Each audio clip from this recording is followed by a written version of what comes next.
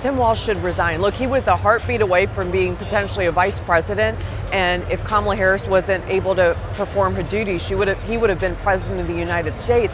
And I think if he can't run the state of Minnesota, he certainly would not have been able to govern the United States of America. When you have such massive fraud, I think at some point we have to start looking at our local elected officials and say there's culpability there, and it's through our elections, and we have to fire him. He should be stepping down. I mean, they're up to $8 billion of fraud. This doesn't happen overnight, and I think the troubling part is you had whistleblowers, you had auditors, you had individuals saying this is not adding up. The level of fraud here is exorbitant. The increases in uptake of, for instance, kids with autism. I mean, you really have an autism problem, Alana? Send an RFK, but that's not what was happening. This was massive fraud right under Tim's nose, and I think the problem with the Democrat Party today is they don't want illegals or legal immigrants to look like the bad guys. Well, if they're committing crimes, I don't care who you are, Italian, Indian, Asian, Somalian, you don't belong here, you don't belong on our system, and this is where Democrats continue to fail.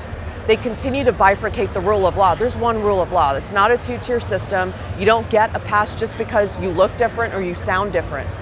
You have to follow the law, so he should be stepping down. We're going to see massive fraud. I just saw a breaking case in Massachusetts. Ohio's opening an investigation because we have allowed this for far too long. We're too complacent in our society and allow people to come into this country, live off of our system. I mean, the first rule in this should be if you're coming to America, you better have a paycheck and you better be able to live and work for yourself or for an employer, because otherwise you don't belong here.